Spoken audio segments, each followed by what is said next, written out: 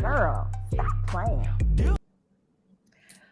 Welcome back to another episode of the Girl Stop Playing podcast. It's your favorite homegirl, Coriel, here to encourage you to stop playing with your potential and start working for what you want in life and in love. Y'all already know that I believe you can make the money and you can get the honey. You can have it all as long as you are willing to work. And it's my goal to bring you the information and the conversation to help you do just that. This episode is brought to you by Work University, which is the first Black woman-owned online trade school that is on a mission to connect Black women all around the world with the curriculum, the content, and the community that you need to turn your existing skills into new streams of income. For more information on how you can get in where you fit in, check the show notes below or log on to workuniversity.com. So today I am super excited about this conversation. This is a much needed conversation on a topic that we all should be talking about. Today's guest is Destiny Ann Davis, who is a certified parent coach and the author of Very Intentional Parenting. Welcome to the show, Destiny. Hey, welcome to you. I'm so excited to be in this space and to have this conversation and just to share a little bit with your community. This is great. I love having discussions, especially with women that look like me and on the same page in regards to balance. So that's wonderful. Yes. So like I mentioned earlier, I am excited about this conversation. I mean, we have all types of conversations here on the podcast, but parenting is one of those topics that I feel like we don't talk about enough, even though everybody is having babies, right? We're not always having the conversation to help us prepare to do that. And so I've been having this conversation for years, even before I became a mother myself, because I did notice that not only are we not talking about it, but we're not doing any type of prep, even though most of us aspire to become moms. And so I want to jump right into it. I know that you are the author, like I said, of Very Intentional Parenting. What was your motivation behind writing the book? Yeah, that's a good question. So I have read all the books. I'm very well studied in parenting, and the majority of the literature on parenting is how to get our kids to do this. And it's very child focused. And so I wanted to write a book that was parent focused and focusing on the ways that we're not showing up as leaders, the things that we're not healing, and the things that are getting in the way of us parenting the way we actually desire to parent. And so I'd say 3/4 of the book is focused on the parent, their needs, their beliefs, their feelings, etc. I love that. And I know that you said that before writing the book, I did some digging, did my research, but you said before you wrote the book, you made some of like the typical parenting mistakes. What would you consider to be like some of those typical mistakes? Yeah, so I wasn't necessarily like authoritarian. I wasn't spanking. I don't really yell very often. I was more on the other side of that. Just, I don't want no smoke. I don't want no issues because I had a very traumatic childhood with the yelling and the spanking. So I was just like, I knew I wasn't going to do that. But I always say that the opposite of unhealthy isn't always healthy. And so I was like, I did not want my kid to have big emotions. I didn't want her to feel the things I felt. Sad, frustrated, alone. And so I went out of my way and really, it was a detriment to her because she wasn't growing in discipline. She wasn't growing in confidence. She wasn't able to regulate her emotions. And, if she felt something, it was a big deal because she rarely got to feel sad. And so those were the mistakes that I made. And then also we also fall into habits that our parents, had. And it's like, I don't want to do this. I don't want to do that. But we fall into it if we're not conscious. And so I had those issues as well. Yeah, so I love that you are obviously on this topic. If you're going to be like an authority on this topic or even a leader in this space, you kind of have to be honest, hopefully, about some of the challenge that you've had personally. And I think that our generation as a whole, I don't know if it's a good thing or a bad thing, but I think so many of us have had such toxic upbringings or just challenges, in our childhood that we're like, okay, we're going to do the complete opposite of what our parents did to us or did for us. And a lot of times, that can be good and it can be bad because we can go completely opposite where it's like, okay, we're not spanking, but then sometimes not spanking turns into not disciplining. And so I think, what you said and what you stand for around like being very intentional is super important, because we a lot of times just go through life, we go through the seasons, we go through the challenges, the lessons learned, but not even always learning the lessons. Yeah. We don't always even stop to reflect on the root of, why we are who we are, why we're showing up the way we're showing up, why we respond to certain things the way we respond. And then we have kids.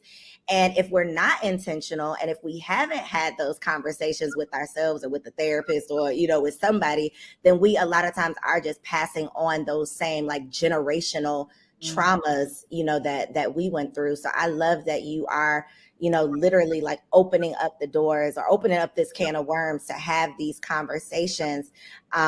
Because one thing that I know is like a hot topic or something we always talk about is like daddy issues. Yeah.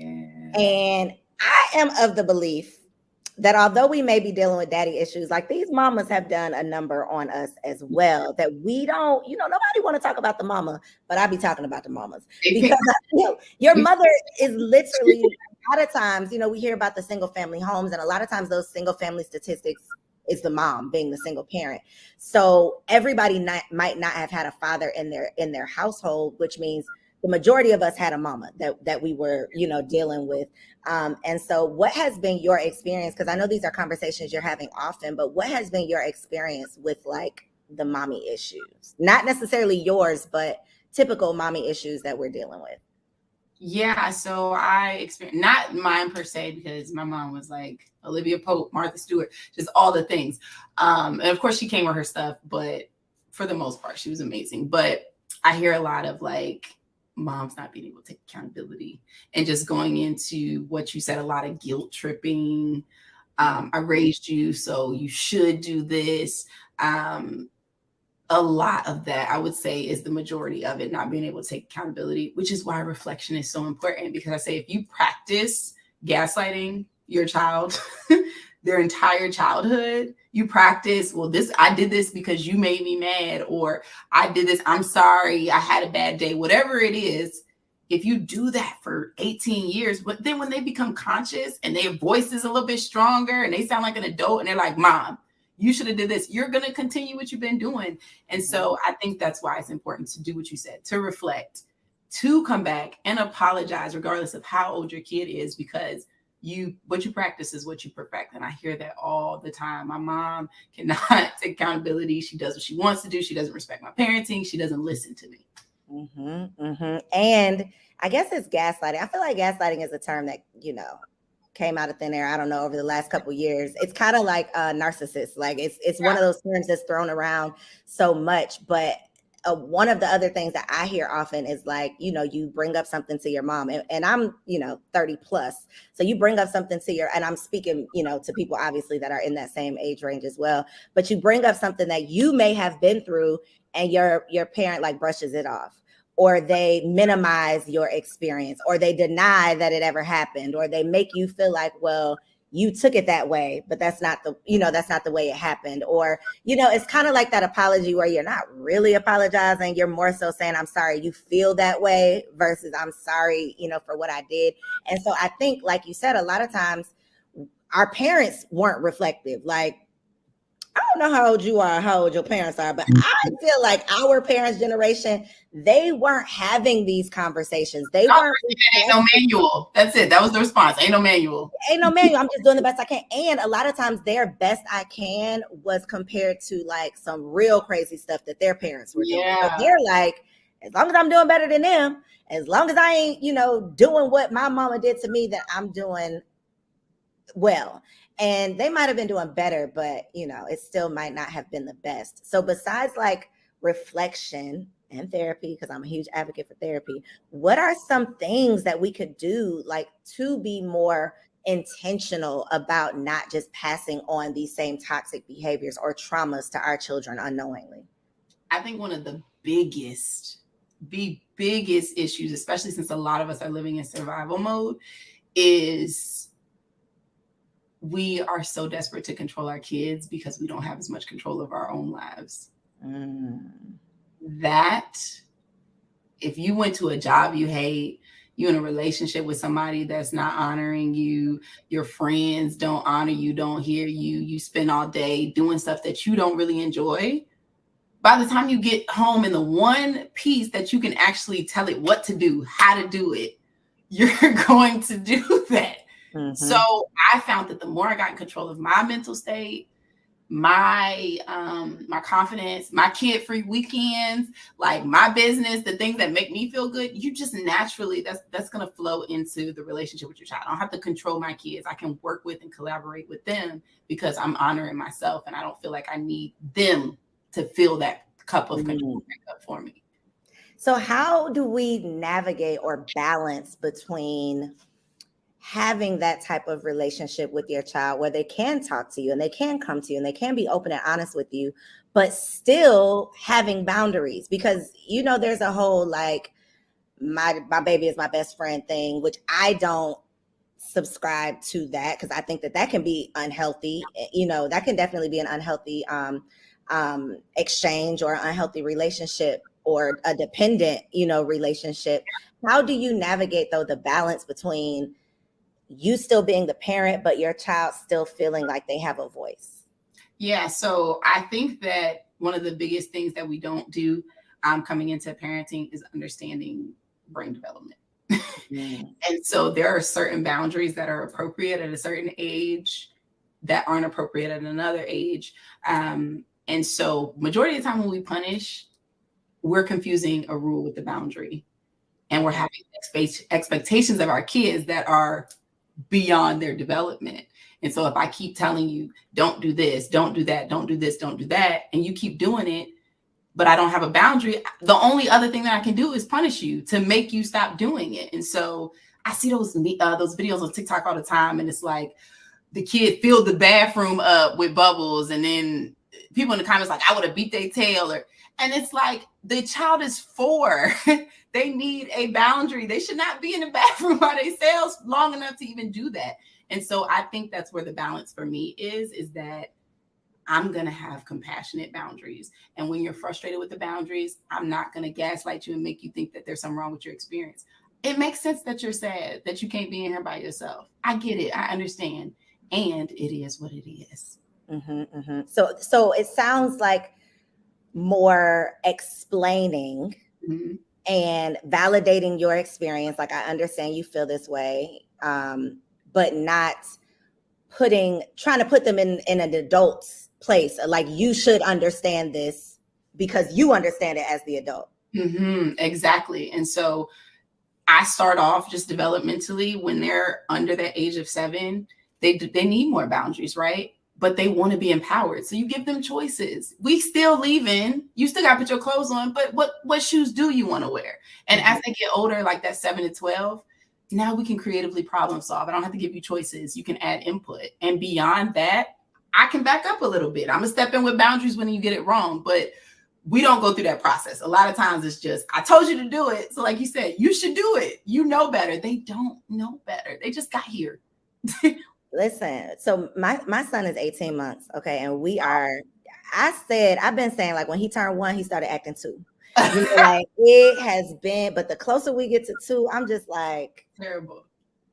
Baby, what is happening here? But I used to be a second and third grade teacher, and I do feel like that was God giving me a little bit of a head start and of some preparation and a lot more patience than I probably would not have had, because I don't, and you know, he's only 18 months, so I ain't made it that far yet, but I don't ever feel myself like getting mad about the things that he's doing. I do feel like I have that voice of reason in my head that's like, he don't know any better. You know, he's literally figuring this thing out. But my question to you is, and I ask all the mamas this, what do you really do when your child is out in public and they cutting up? Because before I had kids, let me just tell y'all, before I had kids, it's very easy. Like you said, the people on TikTok, it's very easy to be like, you need to get that. You know, like you need, that you need to get. Now that I have a child, that boy do what he want to do. What do you do, Destiny? What do you do when they cutting up in public?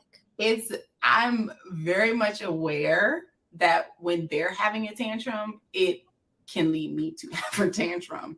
And so the more you become aware of the fact that I'm being dysregulated right now, I'm literally doing what they're doing, but in adult form, then you can find solutions. Like I feel like our behaviors, I even feel like this is true. Our behaviors are just a communication of what we're needing, what we're feeling, and what we're believing. So we tap into that first, we can make conscious decisions. So if I'm out and I'm in the grocery store and my child is acting a fool, before I even deal with that, I'm like, what am I feeling? I'm embarrassed right now. I need to be able to admit that. I'm embarrassed. This is uncomfortable. I'm believing that I look like a bad mom, that my kid is bad, all of that. If I'm aware of that judgment, then I can say, you know what? I'm going to respond based off of everything that I just assessed so that my emotions aren't leading my response. So in that situation, this is developmentally appropriate for them to act a fool. If I'm embarrassed, let me deal with my embarrassment. Maybe I need to take them outside. This is my stuff, right? Maybe I need a second. Let's go outside. And so that's what I would do before. Now I'm just like, I'm embarrassed. So what? These people don't know me. I feel like I'm not a good mom, but I am. And so that's what I would do. And then I regulate myself and help my child regulate. I just be like, please stop. Please stop. I mean, let's talk about it. He's saying words, but he ain't speaking in sentences. Like, so it's really me just like talking to myself, like, yes. Why are you doing this? Like, this isn't a good idea. And then I just feel like I'm that mama that I used to be looking at, like, girl, you don't yank him up. But I'm not about to yank up my 18-month-old and he don't, like, what's that gonna do? Make him cry more. It sounds like you just practicing regulating yourself, because sometimes we don't have the answers. And I'm like, when I don't know what to do or how to teach you, at least I want to show you how to respond to stressful situations. This is stressful as hell. How you acting is stressful. And you see me, I'm not screaming. I'm not acting a monkey. And I'm modeling this still with boundaries. Okay. You're not about to hit me. All of those things. You're not about to run around the store. I'm going to hold you, but I'm calm. Whew. That translates. It's hard. It is hard, but it's a practice, just like everything else. Okay, so is this gentle parenting? Is me not going off and shake? That's not gentle parenting? Okay, so what is I thought you said, is that just for parenting? No. Is it gentle parenting? Because that's a thing, right? Gentle parenting. That is like, I don't know if it's a new concept. It's new to me, maybe because I just became a parent. But like, how do you define gentle parenting? Yeah, so I always say just very easily, I put my foot down. I just do it gently. Like, I don't have to make you feel scared, angry. Like, I don't have to force anything. I work with my kids. Everybody's opinion matters. And so there's power over, which is I'm a power over you, which is a lot of TikTok as parents. Then there's power under, which is I'm going to let you power over me. And then there's power with, where everybody's needs matter, but my brain's a little more developed than yours. So I'm going to step in with boundaries until you learn this habit. For me, that's what gentle parenting is. It's not either or. It's boundaries and compassion at the same time. Okay. Power with. Okay, I'm going to be remembering this. I'm going to be saying this to myself. Like, okay, power with. I don't have to power over. Because I think old school parenting is power over. Am I right?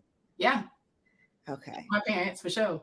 Yeah, that is just like there was no other option. So I think that as each generation becomes parents, I definitely see, and I know that you see some consistent like changes over the years. And so I don't know though, and you tell me your thoughts. Are we, and I don't know if it's a better, but we're definitely doing things differently, right? Because gentle parenting was definitely not a thing for the majority of us with our parents. Do you think that we are learning the lessons and doing a disservice to our children, or is it a benefit to them that we are trying to be more conscious and trying to have more conversation? Because our parents, and I'm lumping them all, like I know that your mama was great, but I'm lumping them all together in the sense of like our parents were very much so because I said so. Yeah. Where I don't see my peers as that. Like you said, we're much more like explaining and having conversations and allowing our children to have voices. Is that doing them a disservice in some way, do you think? Because life is not a lot of explanation. Like life is tough still. So when they leave our houses, are they going to be prepared? I love when people say that. I think that life has been tough for a lot of us because of the ways that we were raised. Of course, there's things outside of our experience, but if you constantly see how an adult responds to stress with either fight or flight, either I'm gonna beat you or I'm gonna give you the silent treatment, right? Then when you experience challenges in life, you're gonna respond the same way. You're gonna get the same feedback. And so I always say, I want to prepare my kids for the kind of life that I wish that I had, or the kind of life that I'm pressing towards right now. And so people always say, yeah, but people not gonna be gentle with your kids. Yes, they will. And if they're not, that's not people for them. I want my kids to, when you're in close proximity with somebody, I want my kids to know how their boss should talk to them. I want my daughters to know how a man should talk to them, how their friends should talk to them. Yeah, we experience people, but your close relationship, I'm their mom. I want to model how somebody that loves you should interact with you. And then, y'all go to school. I say this all the time about my co-parent. Look, your dad is different than me. You're in his house right now. You need to respect that. That's what respect looks like. But when you with me, your safe space, people, And so I want my kids to go out into the world expecting to be treated a certain way by the people that are closest to them, and to know when something does not feel okay.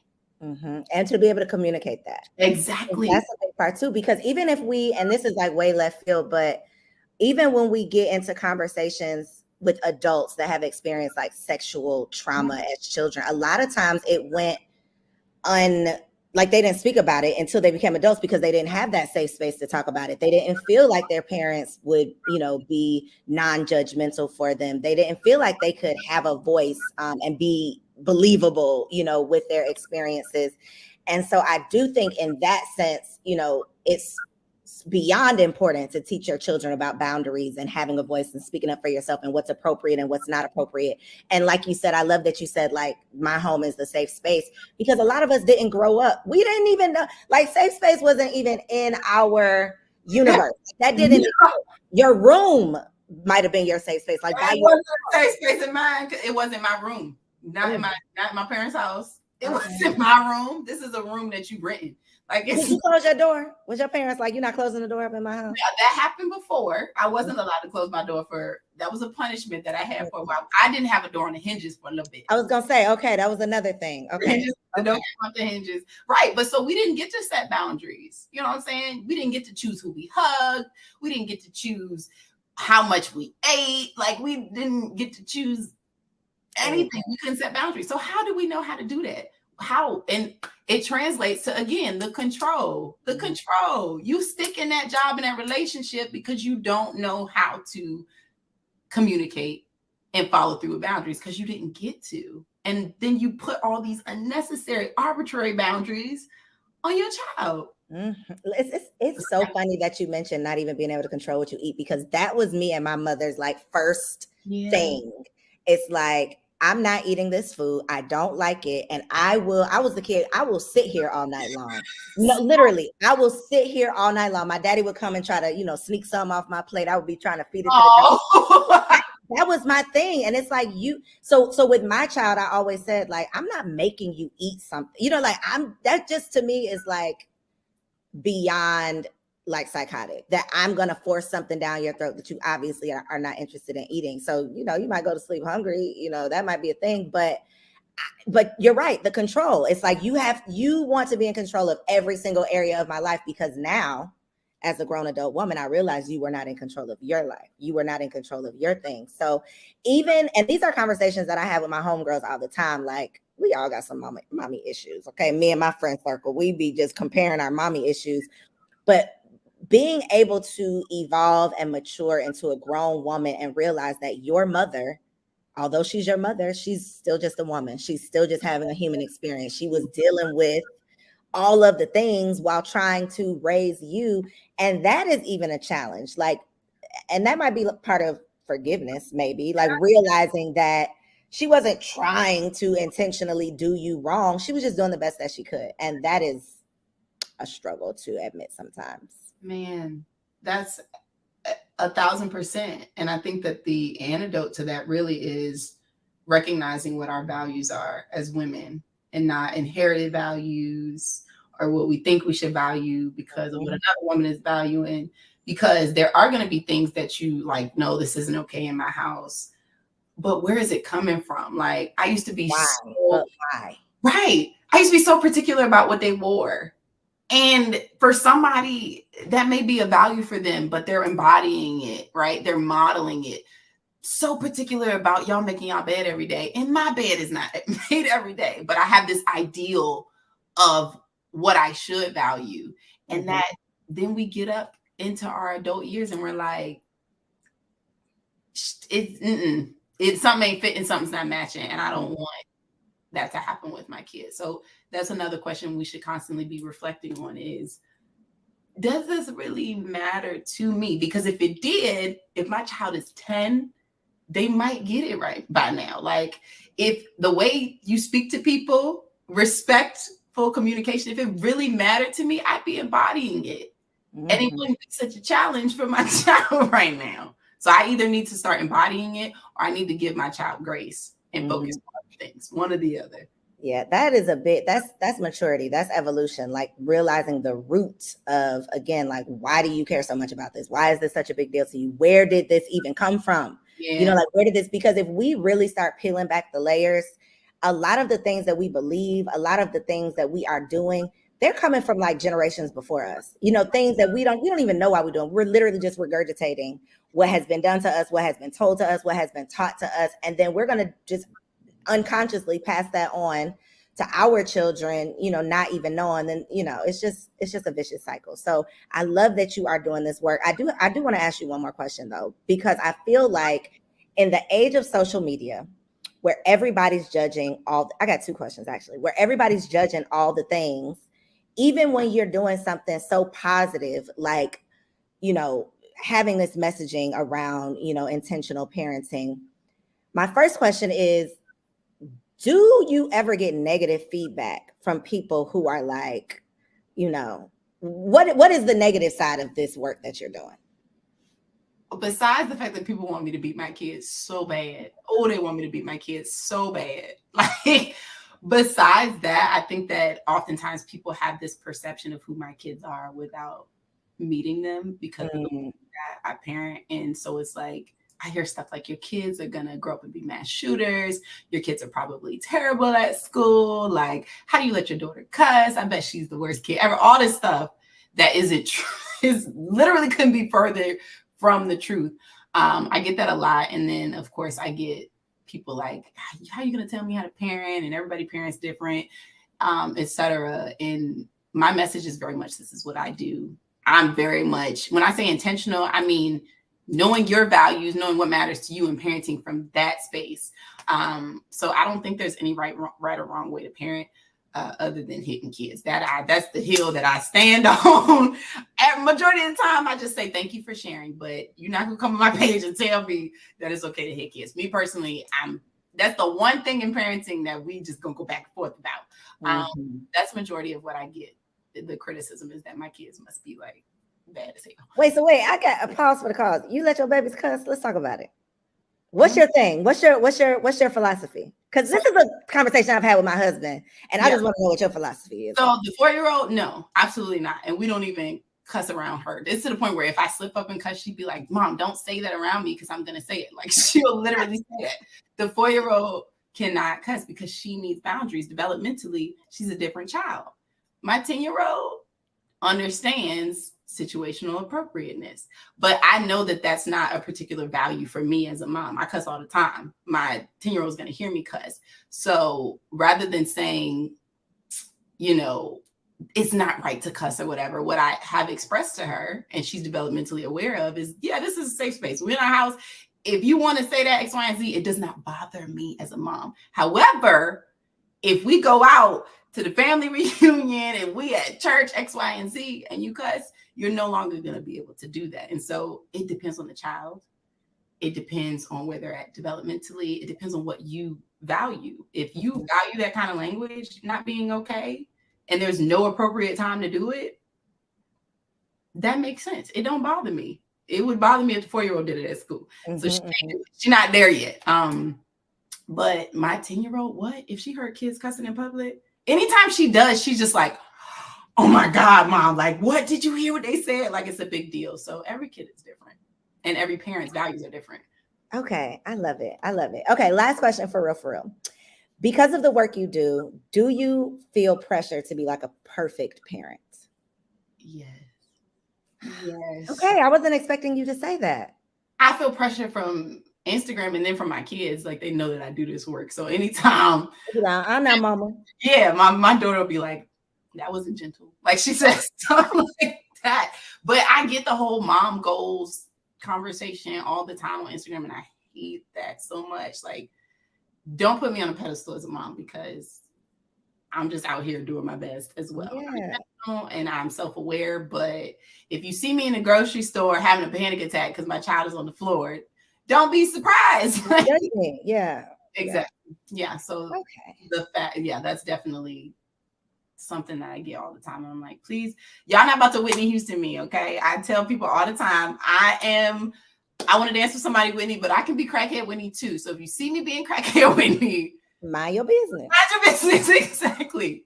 I love it. Okay, so I definitely encourage all of my listeners and viewers to make sure they grab a copy of your book. Please let them know where they can do that, how they can follow you on social media, and where they can find you online.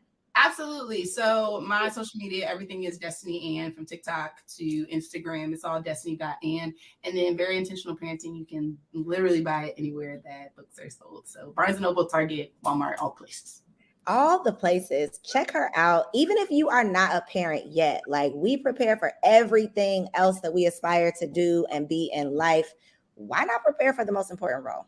Yeah. Why not? You know, we're all about getting information, literally information, and the information that we need to be able to live the life that we were created to live. So let's be intentional about how we are preparing to do that. Thank y'all for tuning in to another episode of the Girl Stop Playing podcast. Destiny, I have enjoyed you. Y'all make sure you like, comment, subscribe, and share this episode with a friend. Love y'all.